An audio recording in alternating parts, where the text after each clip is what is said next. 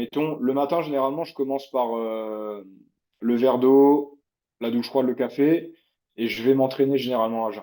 Sur cette première compétition, je me casse le doigt au bout de 10 ou 15 secondes, et je vois mon doigt, il est de l'autre côté, et finalement, j'ai envie de vomir, mais je me dis non, allez, vas-y, on continue. C'est parti, salut Nico, comment ça va? Salut, ça va et toi? Ça va, ça va, ça va. Est-ce que tu te souviens de la première fois qu'on s'est rencontrés? Oui, bah oui, je me souviens parfaitement même. Je crois que c'était dans les escaliers, au rez-de-chaussée, au Portugal, à l'académie à Focus Jiu-Jitsu. Ouais, c'est C'est ça. ça? C'est ça, c'est ça. C'est ça, exactement, dans un escalier. Je crois que c'était devait être quoi, 2018 ou quelque chose comme ça déjà, hein? Bien 2018, oui, parce que je crois. Alors toi, t'étais déjà passé ceinture marron, je crois, hein. Tout juste, je crois, ouais, ouais. Tu t'étais déjà passé ceinture marron et je t'avais vu et puis on a discuté. J'avais compris qu'il était français et on a juste avant et puis après on est monté s'entraîner ensemble. Et je crois que c'est à ce moment-là. Donc c'est 2018, oui, il me semble que c'est exactement ça. C'est marrant parce que tu vois, moi, moi je te connaissais pas du tout, on se rencontre là-bas, bah, tu sais que le jiu-jitsu, on voyage, on rencontre beaucoup de personnes et souvent on Oui. rencontre pas mal de Français qui eux-mêmes s'expatrient ou voyagent. Et est-ce que tu pourrais nous expliquer, d'ailleurs, pour ceux qui ne te connaissent pas vraiment ou qui ne connaissent pas ton histoire, comment ça se fait que je t'ai rencontré là-bas à Porto? Il s'est passé une période dans ma vie où je me suis lancé dans les études de kinésithérapie. Donc j'ai eu mon concours, le PACES, l'ancienne version avant la réforme, là, à La Réunion. Ensuite, j'ai étudié ma première année de kiné à l'IFMK de La Réunion, après avoir obtenu le concours.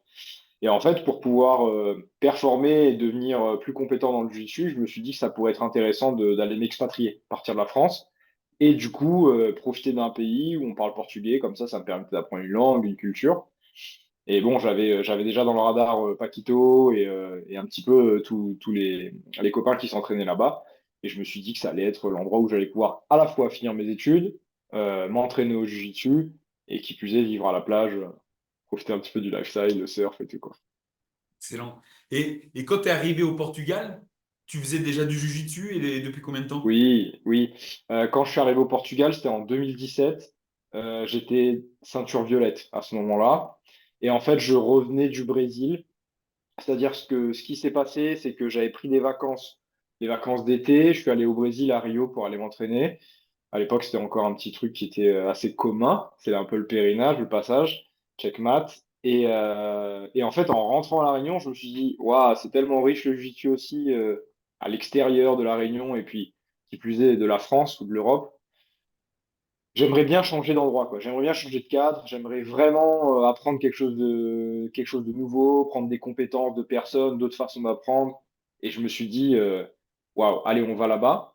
Et ce qui est rigolo, c'est que je passe de checkmat, je crois que j'ai passé 5 ou 6 semaines là-bas, où c'était très demi-garde, très jeu, très serré, à j'arrive au Portugal où le jeu est beaucoup plus ouvert, quoi. C'est de la garde ouverte, collar and sleeve, double sleeve, ce genre de choses.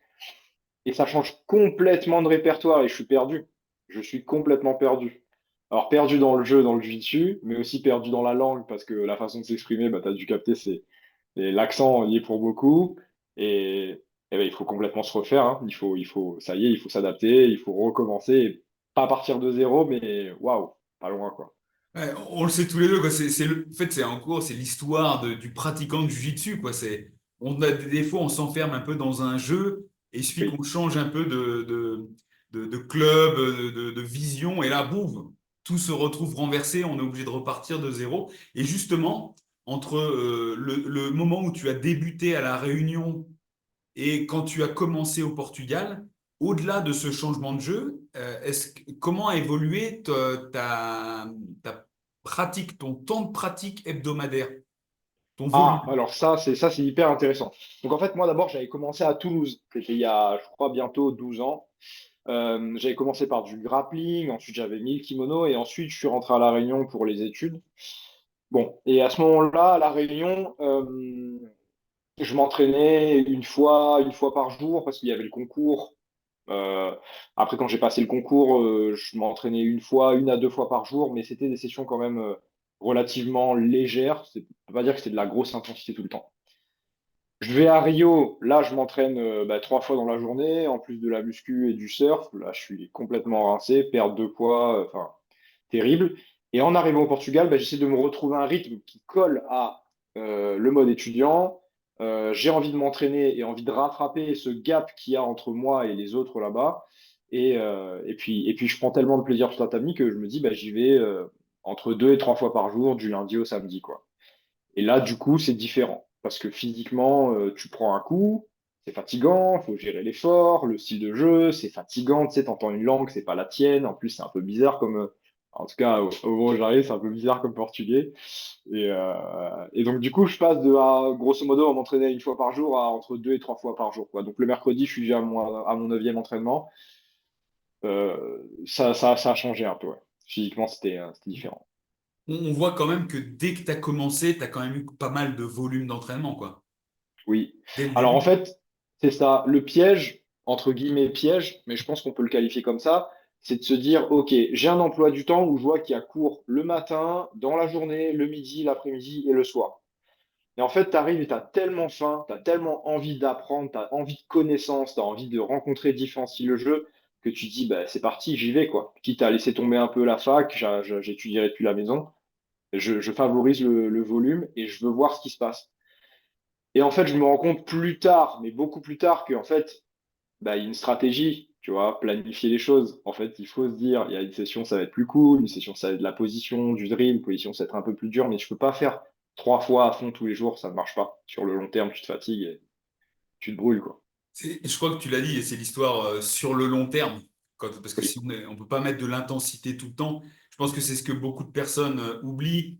Et après, si on met ça en perspective avec des personnes, des pratiquants de jiu-jitsu dans des zones géographiques où il y a moins d'opportunités d'entraînement, tu sais, où c'est limité Hmm, à 1 à 3 fois par semaine, c'est que le soir. Comme c'est que 3 fois par semaine, les gens veulent aller à fond, tu vois. Mais c'est vrai que quand oui. tu as une pratique comme ça quotidienne, et pluriquotidienne, effectivement, ça fatigue beaucoup. Il faut changer les choses et du coup, au club, maintenant, c'est ce que je propose. Alors, même si pour le moment, les personnes ont juste entre 1 à 2 sessions par jour, on a des sessions, des types de sessions qui sont bien particulières. On a des sessions qui correspondent au cours, les Portugais et les Brésiliens appellent ça le cours un peu commercial, tu sais, avec une demi-heure d'échauffement, que j'adapte réellement en fonction de la technique. Pas beaucoup de technique, mais 20 minutes de répétition sans trop de résistance. Ah, tout juste. Et puis après, beaucoup de travail spécifique avec de la résistance progressive, comme le principe en muscu. Euh, il y a ce type de session-là, et puis il y a des sessions qui sont vraiment orientées vers les combats à thème, le spécifique. Et ça occupe la grande partie de la session. Et puis après, en dehors de ça, pour que les gens aient plus de liberté, il y a des sessions beaucoup plus combat. Donc ça commence par un échauffement avec du spécifique, pour que voilà, ça ait du sens. Mais après, c'est beaucoup plus orienté vers l'intensité, justement. Et l'objectif, c'est que les gens sachent que, OK, le lundi, je vais faire plutôt un entraînement classique, le fondamentaux, un mercredi plutôt du drill, du spécifique, et le vendredi, je sais qu'il faut qu'il m'en reste parce que c'est à ce moment-là que je vais envoyer une grosse intensité, tu vois. Et en fonction de ça, ils peuvent se dire, ma prépa physique, je la cale comme ça, ou mon sommeil, ou mes intentions de jeu changent en fonction d'eux, tu vois. Et en fait, je pense que fournir ça, c'est important parce que au moment où j'arrive moi au Portugal et que les choses étaient comme elles étaient, et ça a beaucoup évolué, en fait, on ne t'oriente pas vraiment vers OK, je te recommanderais plutôt de faire comme ça, ou plutôt tant d'entraînement par semaine si tu veux progresser, ça, si tu enfin, tu vois. Et je pense que orienter les gens là-dessus, c'est hyper important. C'est un piège de vouloir se jeter et se dire je vais faire 15 entraînements en semaine à fond, quoi. Ouais, tu confirmerais un peu ce que je pense que euh, au-delà du côté jujitsu, il n'y aurait pas cette, comment dire, que les professeurs, justement, n'aiguilleraient pas leurs élèves en leur disant, écoute, il faut quand même que tu mettes un petit peu de variation d'intensité dans tes entraînements. C'est ça. Alors, l'anecdote assez classique que j'ai, c'est par exemple des personnes qui me disent, bon, là, tout le monde prépare un peu la saison prochaine, je pense, dans les académies. Ils me disent, oui, les horaires correspondent pas trop parce que moi, je suis compétiteur, j'ai besoin de venir au créneau compétiteur surtout. Et je leur dis, oui, mais non. Comme compétiteur, il faut aussi que tu retravailles tes basiques. Ça, c'est pareil pour tout le monde. Il faut aussi que tu travailles tes gammes un peu plus en résistance pour que tu viennes compléter ton arsenal et corriger ce qui ne va pas. Et le créneau compétiteur, c'est pas que c'est un plus, il faut que tu l'aies, mais peut-être ta priorité, elle n'est pas forcément là. Après, tu trouveras un temps à l'open mat, tu peux t'arranger avec quelqu'un pour pouvoir mettre de l'intensité si voilà, le créneau ne correspond pas, mais il faut essayer, je pense, d'aiguiller les gens vers ce dont ils ont besoin en fonction de leur objectif. La personne qui a envie de faire du jiu-jitsu pour le loisir parce qu'elle aime venir se défouler après le travail, la famille, le machin, tu vas pas lui recommander la même chose que la personne qui a envie de préparer une compétition qui arrive dans 4, 5 mois, quoi. Enfin, moi, c'est pas tout à fait comme ça que je l'ai duré, en tout cas. On en revient un petit peu comme sur tous les sujets, quoi, quand tout doit être individualisé au possible quand on veut progresser. Autant que possible, si tu as une pratique qui est individualisée, une pratique qui correspond réellement à ce que tu veux faire, c'est le mieux. Tu trouves du sens, tu donnes du sens à ta pratique, quoi. J'ai beaucoup de trucs en tête, cette chose où quand tu as compris le pourquoi de ta pratique, tu peux ajuster le comment. Et j'imagine que c'est exactement ce que tu dois faire sur l'accompagnement Ouais, en nutrition, quoi. ouais, tout à fait. Et tu vois là, tu viens de parler du club que tu gères, que tu as créé. Je ne l'ai Mhm. pas introduit dès le début. Est-ce que tu peux nous dire où est-ce que tu es implanté, depuis combien de temps et quel type Oui. de service tu fournis? Alors, on a ouvert le club en décembre 2022, donc ça fait pas encore 2 ans. On est en plein centre de Toulouse, donc ça c'est assez intéressant pour les personnes qui vivent et ou travaillent dans le centre et n'ont pas envie de prendre la voiture et s'exiler. En plus, c'est accessible par tous les moyens de transport, donc ça c'est sympa. Le club il est ouvert tous les jours. On est hébergé pour le moment dans un dojo de judo, et donc ça fait que on est ouvert aussi pendant les vacances parce que ben c'est vrai que le municipal, ça a beaucoup d'avantages, mais je voulais avoir la certitude que les gens puissent s'entraîner pour les vacances, pas dépendre d'un gardien et ce genre de choses. Aussi pour des questions hygiène et compagnie, c'est vrai que je voulais vraiment avoir la certitude de pouvoir avoir les standards dont j'ai envie. Euh, Qu'est-ce qu'on propose? On propose des cours collectifs, comme je le disais, avec différents cours qui sont déclinés, des fondamentaux, des cours débutants qui commencent dès la rentrée. Donc là, c'est vraiment pour que les gens qui arrivent dans le jiu-jitsu au plus vite possible apprennent à se débrouiller et qu'en 4 mois, sur un programme de 4 mois, ça y est, on peut les lâcher dans un cours avec tout niveau, ils se débrouillent. On a des cours drill spécifiques dont je parlais tout à l'heure, qui sont là pour reprendre les positions vues dans les fondamentaux. Ça, c'est vraiment pour qu'à la fin de la semaine et à la fin du cycle, de façon générale, parce qu'on travaille par cycle, les personnes soient expertes dans une position. On a les créneaux pour ADA. On a aussi un créneau 100% féminin, parce qu'on s'est rendu compte que la population féminine, eh ben, il faut la valoriser, c'est hyper important dans le jiu-jitsu brésilien. Déjà, ça calme un petit peu, ça calme dans le bon sens l'ambiance sur les tatamis. Les gens se comportent mieux, parlent bien, font un peu plus attention, apprennent à rouler de façon plus souple, donc ça c'est cool. Et du coup, on a mis en place un créneau 100% féminin une fois par semaine pour le moment, qui est bien sûr amené à se dupliquer. On a des open mat, effectivement, où les gens sont beaucoup dans la culture de travailler ce qu'ils ont envie, donc leur cursus à eux, ce qu'ils ont envie de rajouter. Ça, c'est intéressant. Et puis, au-delà de ça, des cours collectifs, de temps en temps, je propose une fois par mois des small groups. Donc, pour des gens qui ont envie de sortir du cursus qu'on est en train de travailler, je propose sur des groupes de 4 à 6 pour avoir un encadrement quand même bien individualisé. Généralement sur 3 semaines, un mois, où les gens vont bosser sur une thématique particulière. Ils savent que, bah, par exemple, là, c'était le debout. On va travailler le jour 1 sur du grip, jour 2 sur du stance, jour 3 sur un takedown, et puis ensuite comment combiner. Ils ont un programme et ils savent qu'à la fin, ils ont eu leur transformation et ils sont passés de je ne sais pas faire à je sais faire. Ça, c'est un truc qui est sympa. Et puis autrement, on a aussi des cours particuliers. Ça, c'est un format qui est assez intéressant. Parce que tout comme pour tout dans la vie, en fait, quand tu as une pratique qui est clairement individualisée avec 100% de l'attention de ton coach qui est là pour te donner tous les feedbacks en temps réel, eh ben, le temps, il est optimisé, quoi. Tu passes d'un cours où tu donnes ton attention à entre 30 50 personnes à une personne, elle repart, il y a plus de déchets quand elle ressort de là, passer 1 heure, c'est bon. Tu souffles, t'es heureux. Et puis même, c'est très, très satisfaisant, en fait, d'un point de vue coaching. Tu repars, t'es content, quoi. Tu te dis, c'est bon, elle a compris. Elle est venue, elle ne savait pas, elle est repartie, elle sait. Et on peut construire à partir de là. Et ça, c'est génial. Donc ça, ce sont à peu près tous les services qu'on a pour le moment. On est en train d'essayer de mettre en place certaines choses. Par exemple, sur les packs d'accompagnement en cours particulier, il y a un appui vidéo, analyse vidéo qui est assez intéressant. Les gens peuvent se voir et ça, c'est cool parce que ça permet de réduire un peu cette dissonance entre ce que les gens croient faire et ce qu'ils font réellement. Et ils le voient directement. Ça, c'est intéressant. Et puis voilà, hein, pour le moment, on en est là, quoi. Bah, écoute, tu vois, Nico, tout ce que tu me dis, moi, ça me plaît et ça me parle et je pourrais valider plus le coût des cours particuliers. Et ce Ouais, que tu dis là, vraiment, je pense que c'est un game changer, là, ce que tu dis là avec l'appui vidéo. C'est vrai, en fonction de comment on se ressent et comment on est réellement, il y a vraiment un gap ah, énorme, un gap énorme. J'ai déjà vu, moi, des vidéos de moi quand je tournais. Je pensais faire des super trucs et en fait, je faisais de la merde, quoi, tout simplement. Donc, c'est vrai que c'est vraiment très bien ça. Je pense que tu dois pas, il doit pas y avoir grand monde qui fait ça en suivi. Moi, j'ai regardé un petit peu ce qui se passe. Très souvent, il y a des cours particuliers ici et là. J'ai pas vu de personnes qui proposaient ce service. Mais Ouais. en tout cas, c'est vrai que quand tu permets à la personne de se regarder, c'est assez intéressant ce qui se passe, quoi. Ouais. C'est intéressant. Tu vois, quand je t'écoute, quand je vois, quand tu as parlé de ton évolution, quand tu parles de comment tu mets en place les choses dans ton club et tout ce développement, tu vois, de service, je vois c'est structuré, on sent que c'est réfléchi, il y a de la planification, tu vois, bien évidemment, toi aussi dans le Mm, cursus mm, mm. à l'année dans ton club.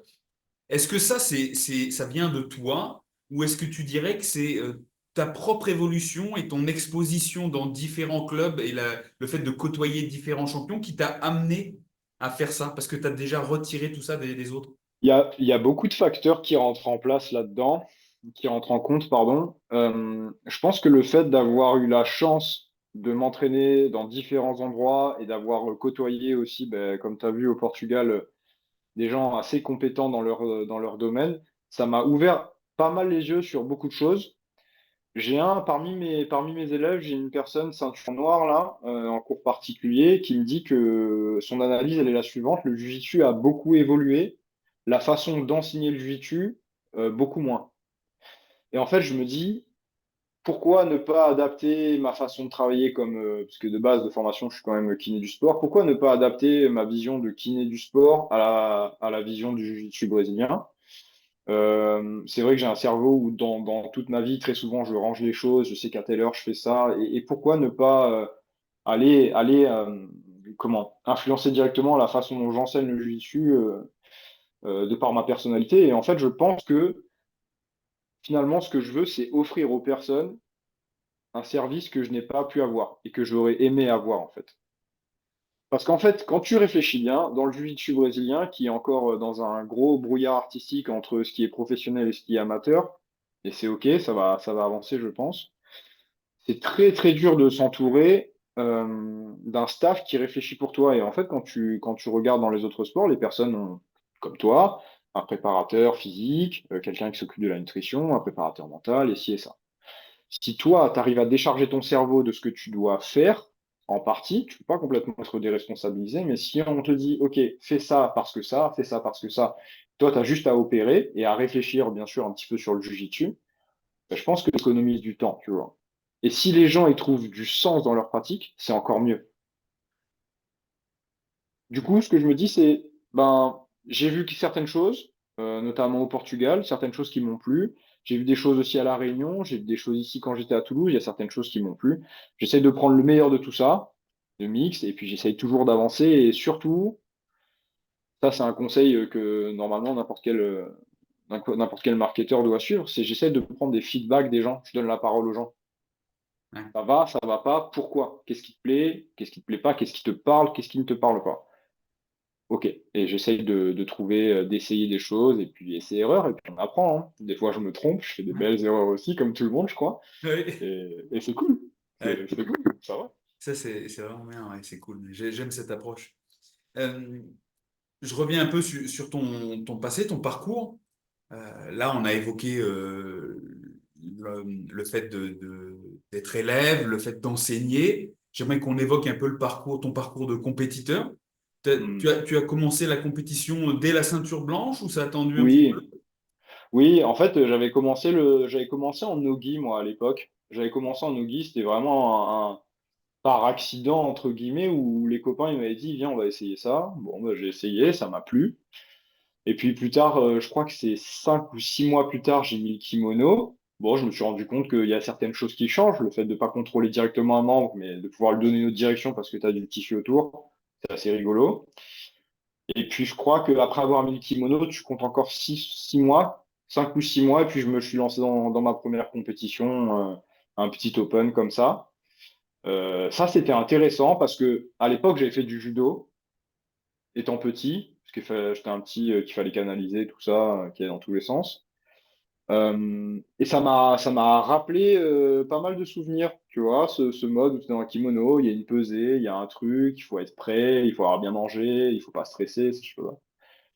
Et c'est vrai que je me suis senti à l'aise là-dedans, quoi. Cet exercice, il m'a plu directement. Tu sais, ça m'a fait stresser. À la fois, ça me plaisait, ça m'excitait, enfin. Et d'ailleurs, c'est quelque chose que je retrouve encore aujourd'hui quand je rentre sur le tatami, quoi, quand je vais faire de la compétition. J'en fais un petit peu moins, beaucoup moins là en ce moment parce que je m'occupe d'autres projets, mais c'est une sensation que j'ai et que j'adore. Donc du coup, je commence avec ça et ça se passe bien. D'ailleurs, j'ai mis un post sur Instagram avant-hier ou hier. Et sur cette première compétition, je me casse le doigt au bout de 10 ou 15 secondes. Et je vois mon doigt, il est de l'autre côté. Et finalement, j'ai envie de vomir, mais je me dis non, allez, vas-y, on continue. Et je continue. Et finalement, je passe les 4 tours et j'arrive à gagner. Première compétition. J'étais très heureux, mais après, j'ai dû arrêter la compétition à cause de mon doigt. Bref. Et puis après, j'avance au fur et à mesure. Alors, j'ai essayé de faire de la compétition autant que possible en ceinture blanche. Ça, c'était vraiment très national en France, les petits open, les petites choses. En ceinture bleue, c'est la période où je suis à La Réunion, donc je suis en train de passer le concours de médecine, c'est un peu plus compliqué. Je fais 2 ou 3 compétitions, je crois, à championnat de La Réunion et puis quelques Open. Et puis après, tout reprend en ceinture violette, quoi. À la ceinture violette, lorsque j'arrive au Portugal, là, je suis en compétition tous les mois et demi, quoi. Donc ça, c'est assez intéressant. Et là, je commence à faire un peu plus d'international. Donc je combats beaucoup au Portugal, mais en Espagne, en Italie, en Angleterre, un peu partout. Ça, c'était pas mal. Et ça, ce rythme-là était un rythme que je ne connaissais pas dans le jiu-jitsu brésilien, puisque en fait, un mois, je trouve, c'est quand même court. Réflexion faite, c'est un peu court de quoi tous les mois, parce que tu as à peine le temps d'ajuster ce qui a fonctionné ou pas fonctionné, que tu repars sur une autre échéance. Puis en termes de prépa physique aussi, je trouve que c'est quand même assez épuisant. Puis pour le mental, c'est quand même assez demandant. Donc la ceinture violette, j'ai quand même beaucoup donné. En ceinture marron, j'étais au Portugal.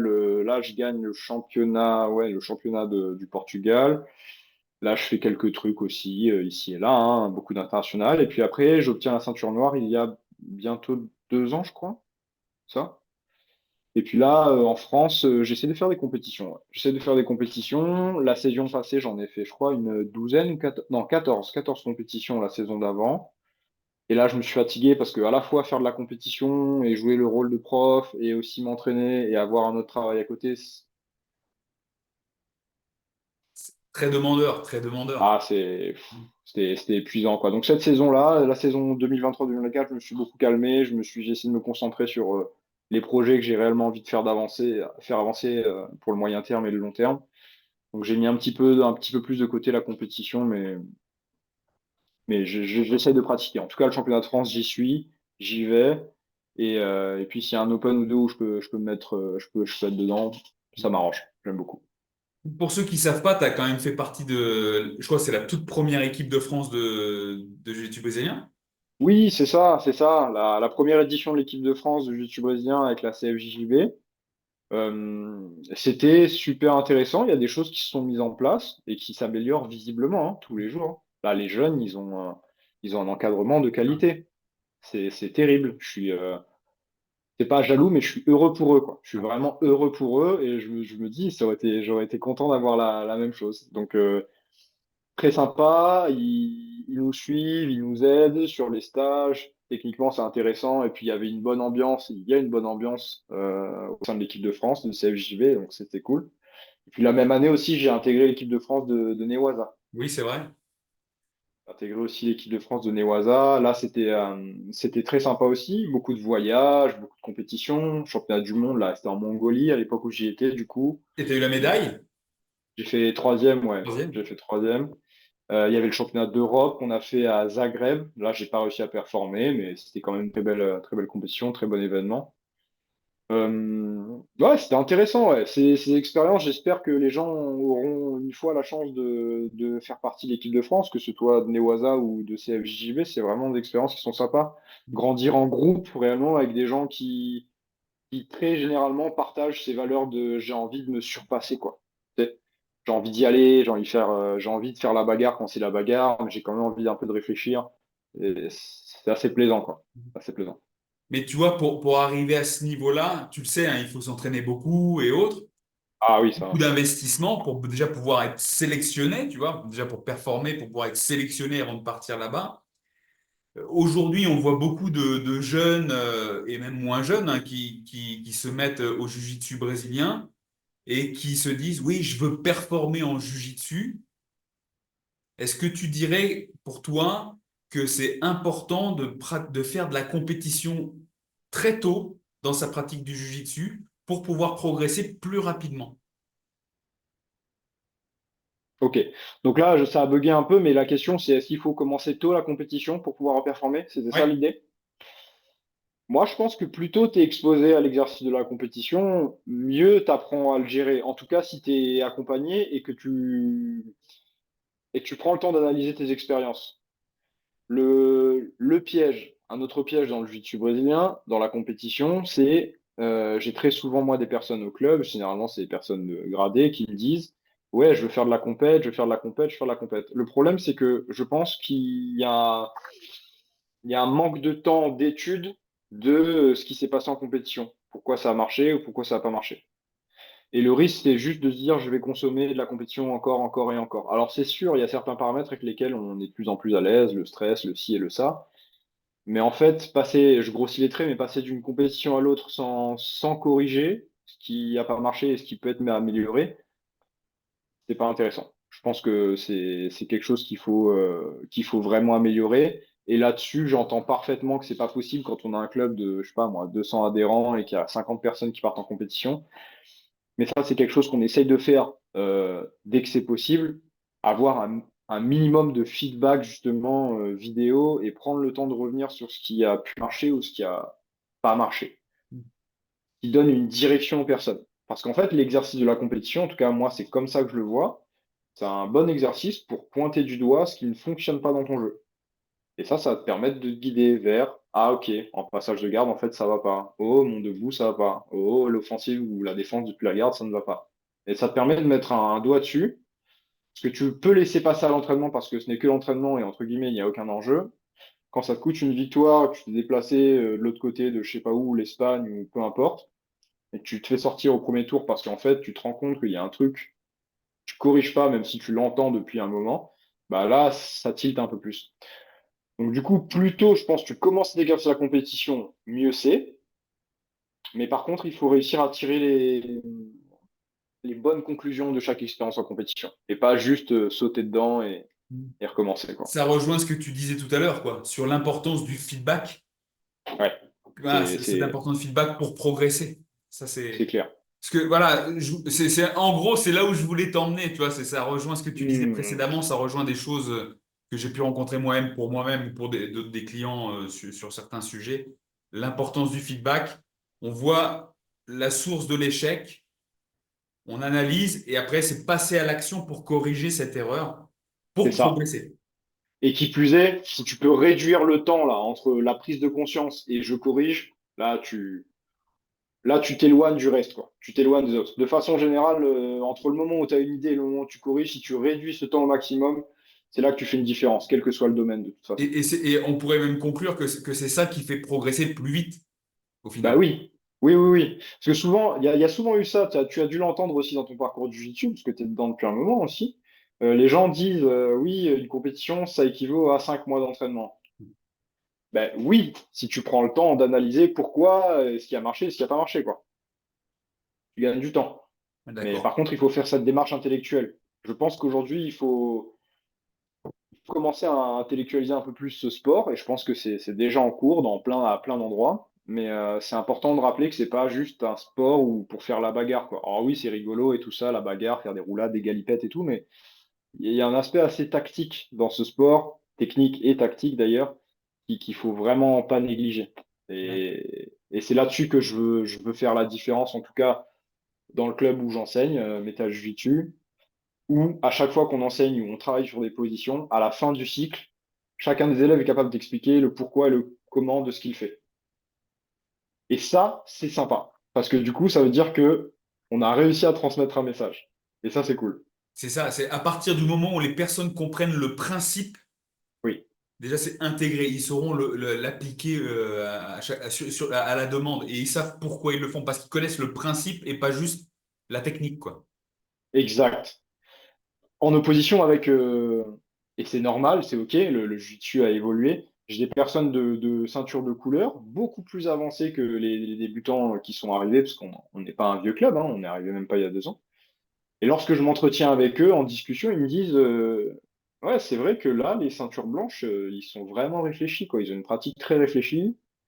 Moi, j'ai l'habitude de faire du jiu-jitsu à l'instinct. C'est-à-dire que il n'y a pas ce travail de OK, là, il y a un crochet X ou un crochet de l'arriva, donc ça doit s'enlever comme ça, ou tu vois. Il n'y a pas cette lecture consciente du jeu. Et ça, c'est un truc sur lequel ben, j'ai envie de ramener les gens. Et après, bien sûr, ça va devenir inconscient, la compétence inconsciente, bien sûr, mais il faut se passer par cette réflexion, je pense. En tout cas, un moment, quoi. J'aimerais qu'on parle d'autre chose, mais lié à tout ça, si on t'écoute depuis le début, tu as eu beaucoup de volume d'entraînement, pas mal de compétitions. Moi, quand j'écoute ça, je pense à la blessure. En plus, tu as parlé de ton doigt pété à la première compétition. Est-ce que tu Ouais, pourrais nous dire un petit peu ton évolution dans ce sport avec les blessures et si tu en as eu ou pas, et ouais, bien quelles ont-elles sûr, bien été et sûr. comment tu as rebondi là-dessus? Le chapitre blessure, c'est un chapitre hyper intéressant, je trouve, dans le jiu-jitsu brésilien. C'est un chapitre qui est hyper formateur. Alors, pour répondre à la question simplement, pour le moment, j'ai pas eu de grosses blessures qui ont nécessité que j'arrête le sport pendant une longue durée. Euh, bon, les gens qui me connaissent et qui me regardent faire du jiu-jitsu savent que j'aime beaucoup jouer la garde et attraper des manches et des cols, ce qui fait que j'ai les doigts assez abîmés. Et il y a moyen de pallier à ça. Et c'est ça que j'essaie d'expliquer aux gens, du coup. Ça sert à rien. C'est bien d'avoir de la force dans les grips, c'est important, ça se travaille, etc., etc. Mais le but du jeu, c'est pas de tirer le plus fort sur les manches de l'autre. C'est au bout d'un moment, la saisie va casser, il faut accepter qu'elle casse. Et où est-ce que je vais mettre ma main après? Donc ça, c'est un. Ensuite, je me suis fait mal au dos, mais ça, je pense que ça a aussi à voir avec ma pratique de la préparation physique. À un moment, je n'ai pas été très, très bien encadré. À un moment, dans ma préparation au Portugal, je faisais des mouvements qui étaient pas bons et je m'en suis rendu compte tard. Et le coach qui me suivait, bah, du coup, je lui en veux un petit peu, mais c'est OK, c'est comme ça. Et du coup, j'ai mal au dos depuis ce moment-là, mais je fais avec. De toute façon, on le sait, hein, de toute façon, aujourd'hui, la douleur, ça se traite par le mouvement. C'est comme ça, il faut se renforcer, il faut bouger, et puis c'est tout. On va pas rester assis. Euh, j'ai eu quelques entorses de cheville, des chevilles qui ont tiré un peu trop et j'ai tapé un peu tard, peut-être. Et quoi d'autre? Un moment, des thoraciques qui étaient vraiment très en vrac, qui m'ont un peu bloqué le dos. Mais vraiment rien de méchant au vu de ce que j'ai pu voir autour de moi, quoi. Pas de grosses fractures ou gros bobos qui m'ont sorti du jeu. Ceci étant dit, et c'est là que ça devient intéressant de réfléchir le jiu-jitsu, c'est que chacune de mes blessures m'a donné l'occasion de travailler le jiu-jitsu différemment. Et ça, c'est top. Et ça, cet exemple-là, c'est pas moi qui l'invente ou c'est pas moi qui l'ai créé tout seul. J'ai regardé Paquito au Portugal, qui à chaque fois qu'il était blessé, sortait des tatamis. C'est pas il sortait des tatamis, s'il sortait du mode compétition, mais il revenait encore plus fort qu'il en est sorti. Et ça, je trouve ça ahurissant, en fait, tu vois. Parce que je sais très bien qu'il y a des personnes qui se blessent et c'est totalement normal, qui se blessent et qui se disent, OK, bon, bah, tant pis, j'arrête un peu le sport, je reviendrai plus tard. Et lui, je le regarde faire, il lui manque une main, il lui manque un pied, il s'est fait opérer de la hanche il y a 2 ans, là, il s'était fait opérer de la hanche. Il trouve un moyen de s'entraîner. OK, quelle position je vais pouvoir mettre en place? Et maintenant, je vais devenir un maître dans cette position. Et il revient, comme à la JP, où je sais pas si tu l'as vu, cet événement, le World Pro, à Abu Dhabi. Ouais, Avec les champions? oui, oui, champion. Ouais. Et il revient où il n'a pas fait de compétition, il a fait une compétition ou deux maximum, opéré de la hanche, tu sais, il boitait pendant 1 an et demi, et il revient et il écrase tout le monde avec la même technique. Il arrache la vie de tout le monde. Mais c'est terrible. Et ça, ce genre de choses-là, ça, je trouve hyper inspirant, tu vois. Et donc, du coup, ce que je fais maintenant, quand les gens ils me disent, ils sont blessés, ils m'envoient des messages, ouais, qu'est-ce que je peux faire? Je dis, tu sais quoi? Viens en kimono, et puis on va chercher à adapter la technique. Si tu peux adapter, adapte. Si tu peux pas adapter, viens au moins regarder ce qui se passe. Essaie de comprendre ce qui se passe. Travaille l'œil. Ouvre ton œil. Donc, du coup, bah, c'est ça que j'essaie de faire. Là, en ce moment, j'avais un peu mal au doigt, donc du coup, bah, je me suis dit, je vais faire un peu de passage plutôt que faire de la garde.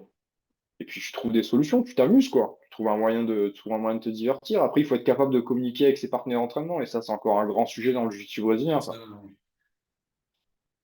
Ça, c'est un sujet qui est hyper intéressant. Et comme j'ai bien conscience qu'il est plus simple de créer une culture plutôt que de la modifier, eh ben, je fais très attention à ça dès le début, quoi. La communication entre les partenaires d'entraînement. Pour ce que tu Et- viens de dire sur les blessures et l'adaptation de son jeu, je peux que valider. Pareil, toi, je me suis pété, on va dire, 8 doigts sur 10. À chaque Waouh. fois, je retournais à m'entraîner, mais c'était avec une main en moins et ça me permettait de travailler différemment. J'ai eu ma Oui, rupture de ligament croisé il y a X années là en arrière.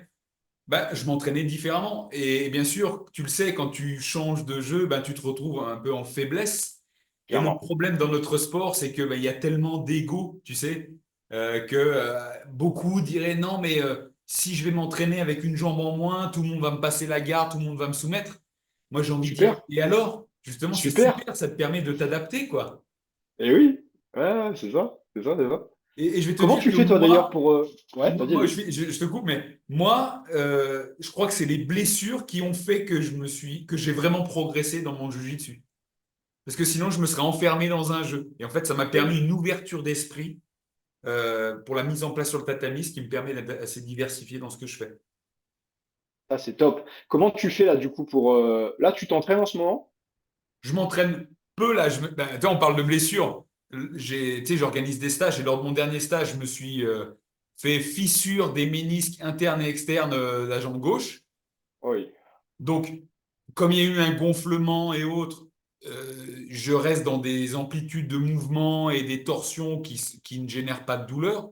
Donc, niveau jiu-jitsu, c'est très limité. Je le fais vraiment en solo avec tu vois, des formes de corps ou avec des gars vraiment très légers avec qui je communique vraiment, tu vois, en entraînement Mhm. one-on-one. Mais sinon, je continue à m'entraîner, prépa physique, musculation et je fais du triathlon autour. Mais j'adapte en fonction des amplitudes de mouvement, du Et oui. ressenti, pour Mhm. pas régénérer de douleur, pour pas régénérer de gonflement. Et en fait, je m'aperçois que au bout de 3 semaines, il y a- les gonflements diminuent, il y a de moins en moins de gêne, tu vois, malgré l'entraînement. C'est ce que tu disais, quoi. Le mouvement. Et dans la pratique du jiu-jitsu, c'est adapté. C'est adapté. Si on vient commencer à me tordre, eh ben, je fais comme si ma jambe était morte, quitte à laisser passer la garde et j'apprends à Ah bouger oui, différemment, quoi. bien sûr. Bien sûr, bien sûr. Ah, c'est fondamental, ouais. Mais d'où l'importance aussi d'avoir des partenaires d'entraînement sur qui tu peux compter. Tu peux exprimer directement, écoute, là, je suis blessé, on va plutôt bosser comme ça. Dès qu'on sort de là, stop, et puis on recommence, quoi. Ouais. Parce que tu puisses solidifier des répertoires de jeu qui sont pas les tiens. Et ça, comme tu dis, c'est parfait. Pour évoluer, c'est presque le top, parce qu'en fait, c'est une démarche intellectuelle que tu ne ferais pas si tu étais complètement intègre. Si tu étais complètement simple, tu te dirais, OK, ben, je vais continuer à faire grosso modo comme j'ai l'habitude de faire, et puis après tout, c'est bien, je m'amuse bien comme ça, quoi. Nico, on va passer sur un autre chapitre. On va passer un peu sur un chapitre alimentation. Haha, ton préféré. Alimentation, bah, j'imagine que ça a bien évolué au fil des années. Ah Est-ce que oui. tu pourrais nous décrire en gros comment ton alimentation a évolué et si de toi-même tu t'es aperçu que tes choix alimentaires avaient un impact sur ta progression, ta récupération, ta performance? Hmm.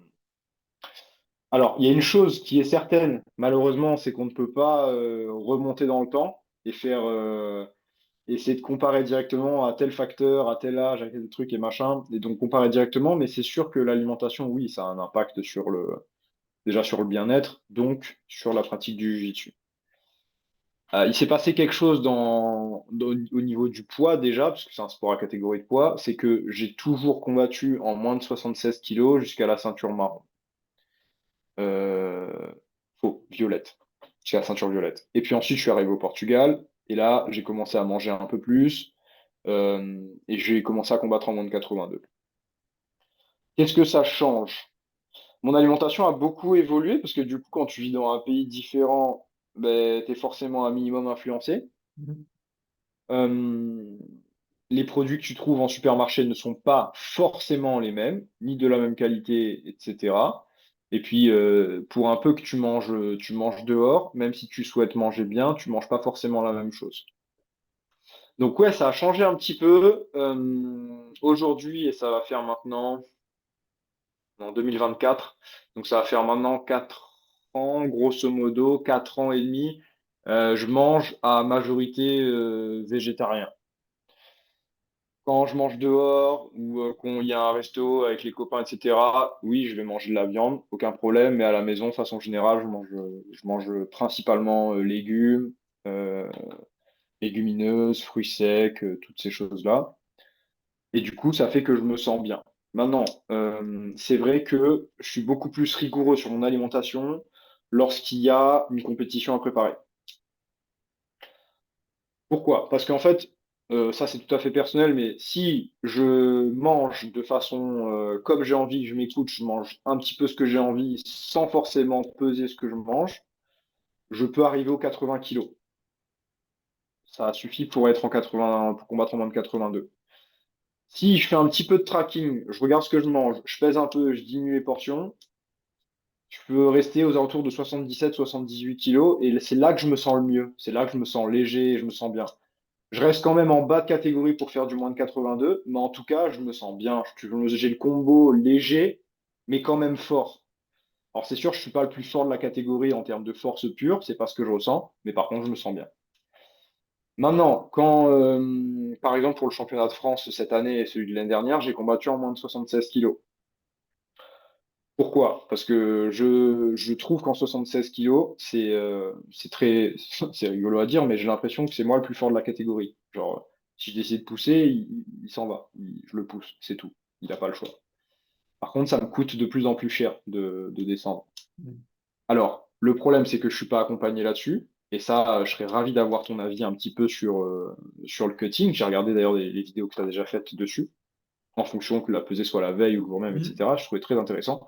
Mais le fait d'être accompagné là-dessus, je pense que c'est un gros plus, clairement. Là, cette année, j'arrive au championnat de France, je suis fatigué. J'ai commencé trop tard à perdre du poids, je suis clairement fatigué, quoi. Je suis cru. Mais bon. En tout cas, le constat, c'est que s'il y a une compétition qui arrive, je fais bien attention à manger encore plus de légumes, de garder les féculents parce que les gens ont tendance à croire qu'il faut, enfin en tout cas, si tu me corriges, hein, ils ont tendance à me dire qu'il faut supprimer complètement les glucides. Je pense pas qu'il faille complètement les supprimer. En tout cas, pour moi, ça marche pas. Et par contre, je fais attention à avoir chacun des macros quoi, dans des doses assez équilibrées. Maintenant, le problème, c'est quand tu t'y prends tard et que du coup, tu vas dans l'eau et puis après, tu es fatigué. Enfin, ça, c'est. Ah, c'est Mais l'histoire grosso modo, ouais. l'histoire du timing, c'est toujours important et de savoir d'où on part, jusqu'où on veut aller. Ça, c'est vraiment à prendre en compte. Mais moi, ce que je pourrais te dire aussi, c'est, tu as quel âge aujourd'hui? Là, je vais avoir 32 ans. Là. Tu vas avoir 32 ans. Non, bah, tu sais bien hein, maintenant, une fois que tu passes, c'est pas un mythe, hein, une fois que tu passes 29-30 ans, ça fonctionne plus, enfin, plus pareil exactement. Hmm. Mais comme tu fais aussi de la prépa physique, du renforcement musculaire en parallèle, faut pas oublier que cette masse musculaire, elle s'inscrit en toi. Et que aussi ça coûte à ton corps de perdre du poids parce que tu n'es pas non plus très gras, tu vois. Hmm, hmm, Donc hmm, hmm. après, tu vas perdre en poids, tu vas perdre du muscle. Et ça aussi, ça Oui. fatigue. Et après, des fois, c'est ça, on se dit, eh ben, je prends de l'âge, donc je prends aussi du poids. Mais c'est pas forcément du gras. Quand on a une pratique sportive comme tu as, on prend aussi du muscle. Et après, c'est difficile aussi de perdre du muscle. C'est ça aussi qu'il faut prendre en compte. Je vais rebondir sur autre chose. C'est, tu as dit, bon, voilà, tu as tendance végétarienne depuis quelques années. Est-ce que tu pourrais nous décrire là, une journée alimentaire type, du réveil jusqu'au coucher, sur une journée où tu t'entraînes. Ok. Euh, bon, il y a deux rythmes parce que des fois, je donne des cours, slash, je m'entraîne à 7 heures du matin, mais admettons, le matin, généralement, je commence par le verre d'eau, la douche froide, le café, et je vais m'entraîner généralement à jeun. J'aime bien, je me sens léger. Ensuite, il y a Il y a un shake de protéines, c'est assez classique, hein, flocons d'avoine, banane, créatine, de la protéine en poudre.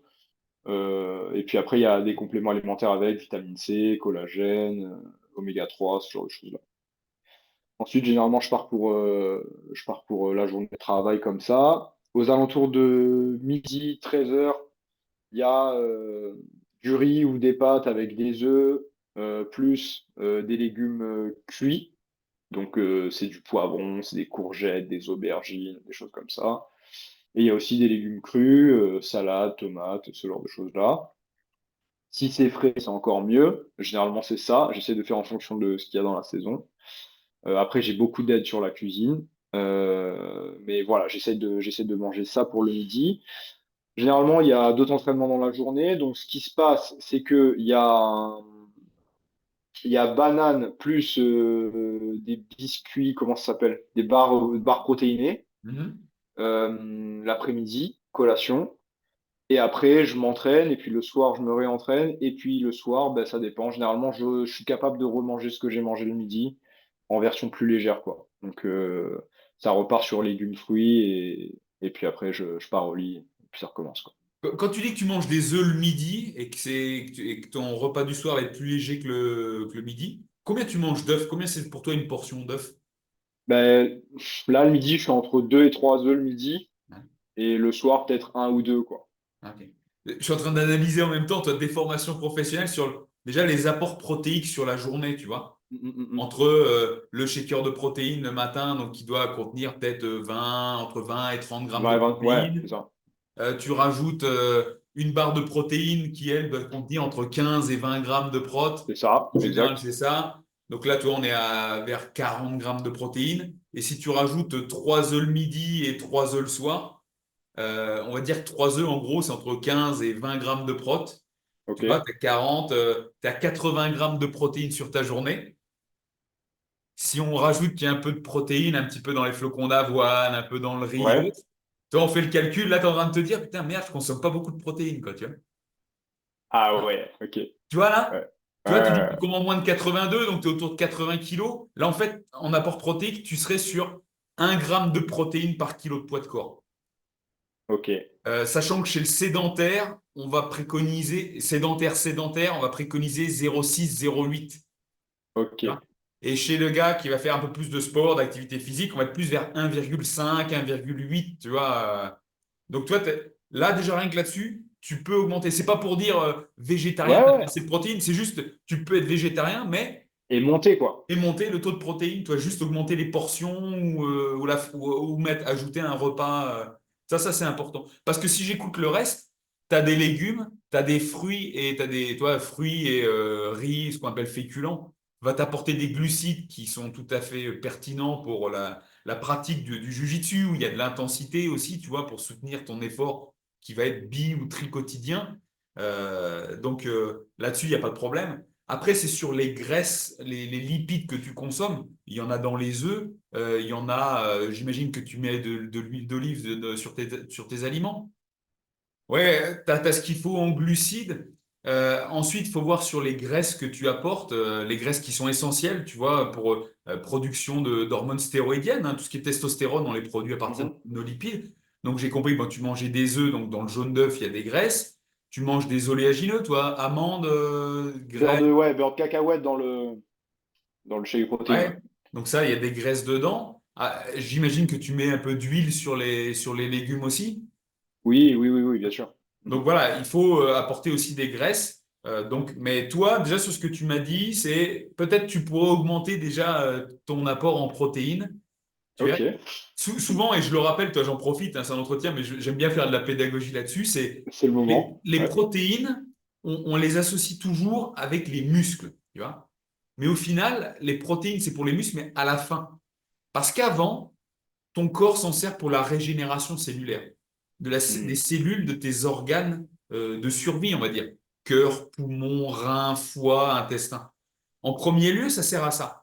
En deuxième lieu, tes protéines, lorsqu'ils sont dégradés en acides aminés hein, au niveau de l'estomac, ton corps va les utiliser pour produire des neurotransmetteurs comme la sérotonine, la dopamine, le GABA, voilà, pour l'apaisement, stimulation, récupération, tout ça. Et ensuite, si tu as assez de protéines, tu vas aller régénérer tes muscles. Parce que dans Hmm. l'ordre, tes muscles viennent un peu en dernier. Tu vois? Le but, il ne faut pas oublier, c'est que le corps, en premier lieu, il veut survivre. C'est pour ça que ces apports recommandés quotidiens, qui sont bien sûr, c'est des estimations, hein, vont varier si on est sédentaire, actif, très actif, sportif. Et ça, c'est pas à sous-estimer. Hmm. Donc là, tu vois, c'est bien. C'est pour ça que je posais la question de comment tu Ouais, mais fais. c'est top, c'est top, c'est top. Du coup, toi, là, en ce moment, enfin, cette saison, tu as accompagné des personnes qui faisaient de la compétition en jiu-jitsu brésilien? Oui, bien évidemment. Ça fait 10 ans que j'en accompagne. Il y a souvent des végétariens, des véganes ou des gens qui veulent pas trop manger de viande ou qui sont allergiques à Mhm. certaines choses, tu vois. Et je vais te dire que c'est pas une carence, mais ce manque d'apport en protéines, c'est un game changer. Ok. Je te le parle pour le jiu-jitsu brésilien. J'ai encore rencontré quelqu'un ce week-end que j'avais rencontré il y a un an. Euh, il m'avait décrit un peu pareil que toi. J'ai dit augmente un peu tes apports en protéines. Et il m'a dit, je l'ai vu, hein, visuellement déjà ça a changé. Et il m'a dit, je récupère mieux. C'est normal. Si tu régénères mieux tes cellules musculaires, bah forcément tu te sens mieux à chaque fois. Et Hmm. c'est ça l'avantage quand tu fais du jiu-jitsu, c'est que le cumul de cette alimentation fait que, multiplié par le cumul de tes entraînements, fait qu'à chaque fois, tu vas mieux récupérer de tes entraînements et qu'à chaque entraînement, tu pourras donner le meilleur de toi-même. Tu ne seras pas bridé parce que tu as mal récupéré. Ce qui fait que tout cet effet cumulé de meilleurs entraînements fait qu'au bout de l'année, potentiellement, tu seras plus apte à performer, par exemple, tu vois. Hmm.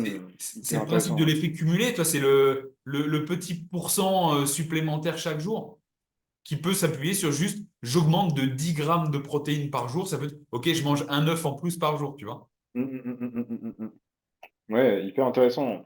Tu sais, les gens sont. Alors, autant moi, dans mon cursus de kiné, là, et notamment la kiné du sport, on a beaucoup parlé de l'alimentation. C'est des choses auxquelles je suis un petit peu sensibilisé, mais tu vois, si tu bosses pas avec et que c'est pas ta spécialité non plus, il y a des choses, forcément, t'as pas toutes les subtilités, les choses. Mais je pense que le grand public du YouTube brésilien, sans même parler de la personne qui souhaite performer en compétition, elle gagnerait à avoir tous ces conseils-là, tu vois.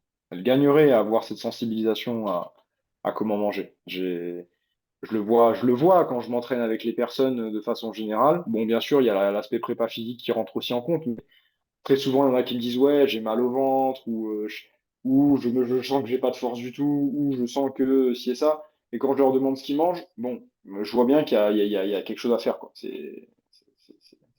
Ça, bah, tu sais, c'est ma base de métier. Tous les Mhm. jours, hein, ce que tu décris, je l'ai tous les jours. Les gens viennent me voir, par exemple, pour dire je veux perdre du poids, ou je veux prendre de la masse, ou je veux être au poids pour la compétition et tout. Moi, tu sais, je suis dans la nutrition, mais je suis aussi naturopathe, donc je prends la personne dans sa globalité. Et Yeah. quand on regarde l'ensemble, eh ben, bien évidemment, il y a beaucoup de choses à corriger au niveau des apports alimentaires, faire des rééquilibrages, mais après, on peut regarder tout le style de vie à côté. Comment on s'hydrate, comment on dort, tu vois, rien que ça. Comment on respire quand on s'entraîne, quel est notre niveau de stress au quotidien en dehors du sport. Tout ça, Mhm. ça influence énormément la réponse physiologique. Et justement, quand tu vas t'entraîner en fin de journée après le travail, bah, tu n'es que le résultat de tout ce qui s'est passé la nuit précédente, ta Ah oui, journée, ton stress et autres. oui. Et tu performeras à la hauteur de tout ça. Oui, oui, oui. D'autant plus que, et ça je le vois, et c'est intimement lié. Tu vois, j'ai des cours le matin à 7 heures, j'ai des cours le soir en fin de journée. Les gens qui se réveillent le matin pour s'entraîner à 7 heures, c'est pas les mêmes que les gens du soir, quoi. Le matin, c'est la première chose qu'ils font, ils viennent de récupérer, c'est la première chose qu'ils mettent dans leur corps et dans leur esprit. C'est facile. T'as pas besoin de répéter 20 fois les consignes. Le soir, fatigue, il y a eu la journée, il y a eu le stress, il y a l'alimentation, comme tu en parles. Et du coup, la capacité de concentration et la qualité de l'entraînement, elle est tellement différente.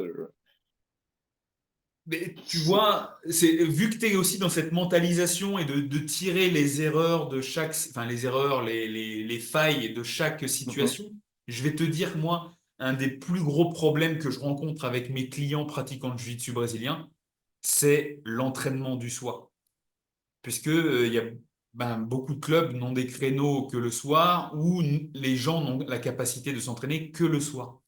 Et je Mhm. me retrouve avec énormément de gens, et j'ai subi ça moi aussi par le passé, ont des troubles du sommeil corrélés Classique. aux Ouais. entraînements et ils ont envie de bien faire, ils vont s'entraîner 3 fois dans la semaine, le soir. Et en fait, ce qui en découle, c'est qu'ils passent 3 nuits complètement pourries. Tu sais, avec le système nerveux qui est activé, les douleurs pendant la nuit, donc du coup, il n'y a pas de sommeil profond, il n'y a pas de récupération, rien du tout. Et moi, en tant que pratiquant, mais aussi en tant que conseiller de santé, tu vois, euh, je leur dis, mais à un moment donné, il faudra que tu trouves peut-être un autre créneau pour t'entraîner, parce que là, on n'est plus en train de parler de performance jiu-jitsu, on est en train de parler de santé, tu vois. Oui. On est en train de parler de santé. Et ça, c'est les créneaux du matin, je trouve ça très pertinent. Euh, Les créneaux du midi aussi, c'est toujours très pertinent pour les gens qui ont la pause le repas. Parce qu'en fin de journée, je te jure, hein, vraiment d'un point de vue santé, c'est très délétère, cette perturbation du sommeil. Comment tu... Alors, au-delà de leur dire, parce qu'il y en a qui pourront forcément pas, ceux qui sont vraiment bloqués sur ce mode je dois m'entraîner, je ne peux que m'entraîner le soir, c'est quoi les recommandations que tu leur fais à ton niveau, du coup? Moi, une des recommandations principales quand ils veulent s'entraîner ce soir sur un mode, tu sais, comme tu le décrivais, commercial, où c'est échauffement, technique et combat, et de toute façon, la plupart des séances se terminent par des combats, je leur dis, c'est évite les combats parce que c'est ce Ok. qui va stimuler le plus le système nerveux et donc ce qui va t'empêcher d'aller t'endormir rapidement ou c'est ce qui va t'empêcher d'aller dans les phases de sommeil profond. Ou sinon, ça va être de fais les combats, mais fais-le avec un thème particulier où tu n'es pas obligé de te donner à fond, tu vois. C'est ça aussi Ah parce que ouais. cette suractivation mentale nerveuse fait que tu vas avoir beaucoup de mal à redescendre en pression et qui va avoir un impact sur ce sommeil. Parce que toutes ces nuits de mauvais sommeil, au bout d'un moment, ça découle sur quoi? Ça découle sur la blessure. Yeah. Le problème, c'est que quand tu dis à quelqu'un, et ça c'est un conseil que j'ai donné, mais en fait je me rends bien compte que c'est très très dur, quand tu dis à quelqu'un d'y aller tranquille, ou même si la personne se dit qu'elle va y aller tranquille, encore une fois, le problème que tu as soulevé de l'ego tout à l'heure, c'est que si en face de toi, tu as une personne qui s'excite dans tous les sens, si techniquement t'as pas ce qu'il faut pour pouvoir calmer le jeu, ben, il y a deux options en fait. Soit tu acceptes de te faire rouler dessus, je sais pas si c'est bien aussi pour dormir, ou soit ben, tu montes dans les tours et ça repart. Et c'est là il y a un problème, quoi, du coup. Et l'idéal serait en fait d'avoir le professeur qui organise le cours, mais justement, c'est un cours qui reste technique sans combat, tu vois. Ouais. Plus Mais ouais. drill, slow, tu Mhm. vois, slow motion, Mhm. ou tu vois, mais où il y a moins d'intensité au final. Mais c'est toujours difficile, hein, parce que les gens viennent aussi pour tourner, se défouler, tu as envie Bah, d'expérimenter aussi ce que tu as appris. encore une fois, tu vois, je pense, le truc, c'est quoi? Les gens sont quand même en recherche d'intensité. Après, moi, j'essaie de réguler l'intensité. C'est pas de réguler, c'est d'aiguiller. C'est simple parce que j'ai commencé il y a un an et demi, donc du coup, je peux complètement changer ce que je ne veux pas avoir dans le club. Et du coup, c'est aiguiller l'intensité vers euh, le jeu aujourd'hui, c'est je dois réussir à passer les techniques que on étudie depuis un certain temps. On sort de gagne ou perdre. Pas intéressant ça. On doit mettre ça en place. Mais ça demande quand même une certaine intensité, un certain engagement physique, tu vois. Donc finalement, c'est quand même dur. Même si en face, tu dis, alors j'ai toujours dans la façon, dans l'engagement croissant, comme pour la muscu, au départ, j'ai une personne qui va juste bloquer, ensuite j'ai une personne qui va chercher à réinstaller quelque chose, une garde par exemple, ensuite j'ai quelqu'un qui va aussi attaquer. Et on est sur de la contrainte croissante, la résistance progressive, j'appelle ça. Et quand même, ça demande de l'engagement physique au bout d'un moment. Et comment réellement pallier à ça Difficile, hein. Difficile. Là, c'est c'est difficile dur. pour toi d'y répondre en tant que professeur, et c'est difficile aussi pour moi à répondre, toi, en tant que naturopathe et tout, pour aider la personne à calmer le soir, autre que lui dire, va plus au cours du soir et va t'entraîner le matin ou le midi, tu vois. Et ouais, parce que le matin, ça demande quand même aussi après une certaine discipline. Et je vois que d'ailleurs, les publics sont différents. Entre matin, midi et soir, c'est pas les mêmes personnes. Mais c'est vrai qu'aujourd'hui, je pense que favoriser le créneau du matin, donc déjà, c'est bénéfique en termes de qualité. La progression, elle est monstrueuse le matin. Le midi, c'est cool parce que tu évites d'avoir un impact sur la vie professionnelle et la vie familiale des gens. Ça, c'est génial. Puis en plus, tu optimises ta pause midi, quoi. Au lieu de. Je grossis le trait, j'ai rien contre les gens qui vont manger des entrecôtes à midi, mais au lieu de faire ça et tu vas t'entraîner, tu gagnes du temps, c'est top, quoi. Je veux dire, Ouais, ouais, d'accord. Et après, c'est comme ça, il va falloir dealer avec les difficultés du sport, hein, de toute façon, Ouais. tant qu'il n'y a pas. Nico, ça fait bien, enfin, ça fait plus d'une heure qu'on papote. Moi, on a évoqué vraiment tous les sujets que je voulais évoquer. Est-ce que toi, pour clôturer ça, tu as quelque chose à mettre en avant, remercier des sponsors, remercier des gens ou mettre en avant ton programme, ton club?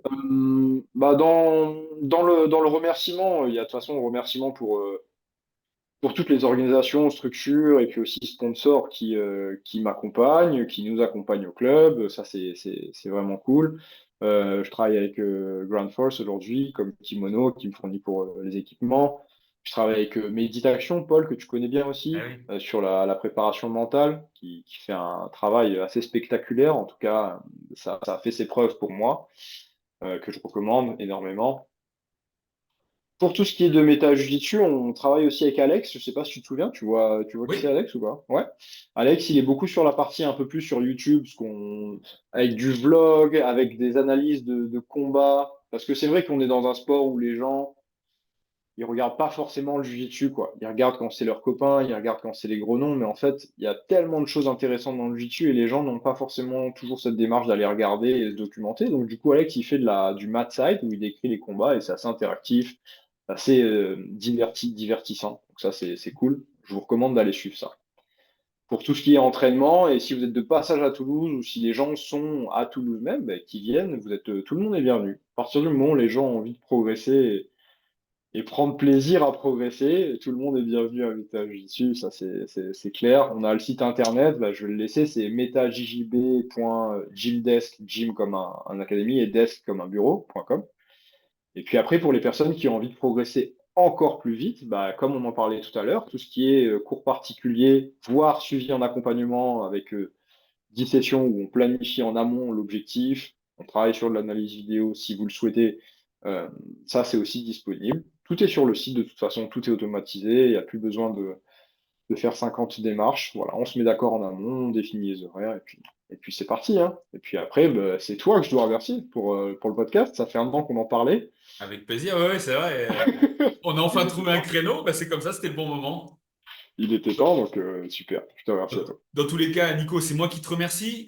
Tu m'enverras les liens et je mettrai tout dans le descriptif de la vidéo pour que les gens ont toutes les références. En tout cas, Yeah, je te remercie beaucoup. Longue vie à Meta Jiu-Jitsu. Et puis, je te dis à bientôt, certainement en vrai. ça marche. Merci beaucoup. Nico, Ciao, ciao. allez, merci à toutes et à tous. On se dit à la prochaine. Paro!